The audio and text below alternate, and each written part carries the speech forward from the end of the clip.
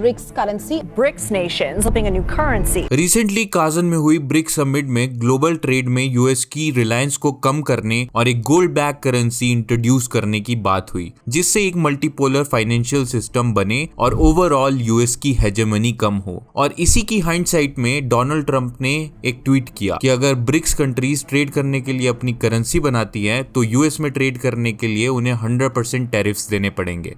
US dollar currently दुनिया की सबसे ज्यादा ट्रेडेड करेंसी है, जिसका डेली ट्रेड वॉल्यूम 2.9 ट्रिलियन है। 1971 तक यूएस डॉलर भी गोल्ड बैक होता था, बट आज यूएस डॉलर गवर्नमेंट पर ट्रस्ट और फेथ से बैक्ड है। यूएस गवर्नमेंट पर ट्रस्ट और फेथ करना बहुत ही रिस्की है, क्योंकि यूएस डॉलर प्रिंट होता है फेडरल रिजर्व ऑफ यूएस के थ्रू। तो यूएस बिना किसी को पूछे अपनी मर्जी से कितनी भी करेंसी प्रिंट कर सकता है, जो वर्ल्ड इकोनॉमी और बाकी कंट्रीज के लिए काफी प्रॉब्लमेटिक है। सबसे बड़ी प्रॉब्लम है डॉलर की डोमिनेंस, जो अलाउ करती है यूएस को डॉलर को एज अ वेपन यूज करने में। पूरे वर्ल्ड का फाइनेंशियल सिस्टम जब डॉलर बैक्ड है तो यूएस इकोनॉमिक सैंक्शंस को बहुत इफेक्टिवली एनफोर्स कर सकता है और कंट्रीज को कभी भी क्रिपल कर सकता है जब वो उसके नैरेटिव पर ना चले, जो करंट टाइम्स में रशिया के साथ हो रहा है।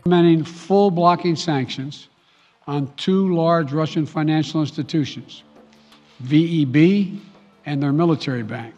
और हिस्टोरिकली क्यूबा, वेनेजुएला, इराक और 1998 के न्यूक्लियर टेस्ट के बाद इंडिया के साथ भी हुआ है। वर्ल्ड ट्रेड में एक वाइड स्प्रेड एक्सेप्टेंस होने की वजह से कंट्रीज अपने फॉरेक्स रिजर्व्स में डॉलर्स रखती हैं, और जब फेडरल रिजर्व अपनी डोमेस्टिक और इंटरनेशनल डिमांड्स को मीट करने के लिए और ज्यादा डॉलर प्रिंट करता है तो उन रिजर्व्स में रखे हुए डॉलर्स डीवैल्यू होते हैं, इंपोर्ट इन्फ्लेशन बढ़ती है और कंट्रीज की इकोनॉमिक स्टेबिलिटी हिंडर होती है। इन्हीं सभी प्रॉब्लम्स को देखते हुए वर्ल्ड की मेजर इकोनॉमीज और पावर्स ने ब्रिक्स करेंसी का आइडिया प्रेजेंट किया, जो कि गोल्ड बैक होगी और कुछ और टेंजिबल एसेट से बैक्ड होगी, जो इस करेंसी को स्टेबिलिटी देगी और इन्फ्लेशन रिस्क कम करेगी। बट बैकिंग के लिए गोल्ड ही क्यों? इसका मेजर रीजन है स्केर्सिटी। गोल्ड एक प्रेशियस मेटल है जो कि अर्थ पर अबंडेंट नहीं है और इसे किसी केमिकल प्रोसेस के थ्रू बनाया नहीं जा सकता, और कन्वेंशनल करेंसी की तरह गोल्ड को कोई प्रिंट नहीं कर सकता। हिस्टोरिकली गोल्ड ने हमेशा अपनी वैल्यू रिटेन की है।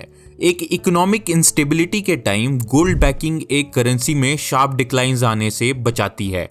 इन्हीं रीजंस की वजह से गोल्ड को एक इंट्रिंसिक वैल्यू मिलती है, जो करंट करेंसी बैकिंग में प्रॉब्लम्स है उनको सॉल्व करती है। कोई न्यू करेंसी इंप्लीमेंट करना इजी टास्क नहीं है, इसमें बहुत सारे हर्डल्स आएंगे। जैसे ब्रिक्स की जो कंट्रीज हैं, ब्राजील, रशिया, इंडिया, चाइना और साउथ अफ्रीका, उनमें vastly different economic systems, levels of development और डिफरेंट फिस्कल प्रायोरिटीज हैं। चाइना की इकोनॉमी 19 ट्रिलियन डॉलर्स की है और साउथ अफ्रीका की जीडीपी ही 400 बिलियन डॉलर की है, जिससे दोनों के इकोनॉमिक इन्फ्लुएंस में बहुत डिस्पैरिटी आती है। ऐसी सेम प्रॉब्लम्स यूरोजोन के साथ आती हैं। यूरोजोन यूरोप की एक करेंसी यूनियन है जिसमें 20 यूरोपियन कंट्रीज मेंबर हैं, जहां पर ग्रीस जैसी इकोनॉमिकली वीकर कंट्रीज ने क्राइसिस फेस किए हैं डिस्पैरिटीज की वजह से, जर्मनी जैसी स्ट्रॉन्गर इकोनॉमीज के साथ। मेंबर कंट्रीज के बीच में इंटरनल टेंशंस भी एक मेजर हर्डल है, जैसे इंडिया चाइना बॉर्डर डिस्प्यूट्स, जो ब्रिक्स समिट के बाद से करंटली स्टेबल हैं, बट फ्यूचर में कभी भी एस्केलेट कर सकते हैं।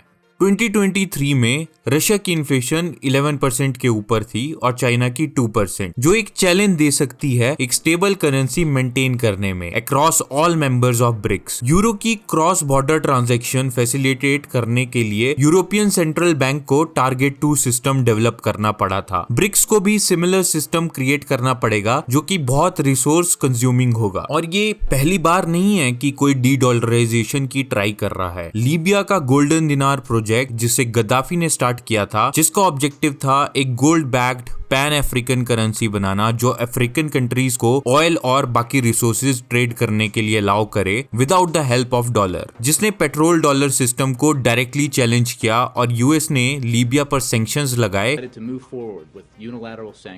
और 2011 में नेटो और एनटीसी की मदद से लीबिया में सिविल वॉर करवाई और गद्दाफी को मार दिया।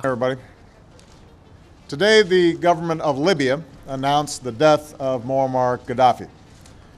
This marks the end of a long and painful chapter for the people of Libya. जब 2000 में सद्दाम हुसैन ने ये अनाउंस किया कि इराक डॉलर की जगह यूरो में तेल बेचेगा, तो यूएस ने 2003 में 9/11 के बहाने इराक में इन्वेजन शुरू कर दिया और सद्दाम हुसैन को मार दिया। बट आज सिचुएशन अलग है, क्योंकि वर्ल्ड की प्रोमिनेंट पावर्स आज मिलकर डी-डॉलराइजेशन करने का ट्राई कर रही हैं इंस्टेड ऑफ इंडिविजुअल्स। तो ये एक जेन्युइन थ्रेट इंपोज करता है डॉलर की ग्लोबल हेजेमनी के ऊपर। इसीलिए यूएस भी कॉन्फ्लिक्ट्स क्रिएट कर रही है साउथ ईस्ट एशिया में इससे होने से रोकने के लिए, चाहे वो बांग्लादेश में रिजीम चेंज हो या म्यांमार में सिविल वॉर। मेरे अकॉर्डिंग सूनर और later technical hurdles, geopolitical dynamics और इकोनॉमिक गैप्स अच्छे से एड्रेस हो जाएंगे और ये करेंसी वर्क में आएगी, क्योंकि वर्ल्ड को एक यूनिपोलर से मल्टीपोलर फाइनेंशियल सिस्टम की जरूरत होगी। क्योंकि जैसे जैसे डेवलपिंग कंट्रीज डेवलप्ड की कैटेगरी में आने के लिए पुश कर रही हैं, वैसे वर्ल्ड भी मल्टीपोलर हो रहा है और एक मल्टीपोलर वर्ल्ड में पीस के लिए सबसे बड़ी चीज होती है एक मल्टीपोलर करेंसी, जिससे वर्ल्ड में फाइनेंशियल स्टेबिलिटी रहे। आपको क्या लगता है कि ब्रिक्स करेंसी इंप्लीमेंट हो पाएगी या नहीं? Do share your views in the comment section.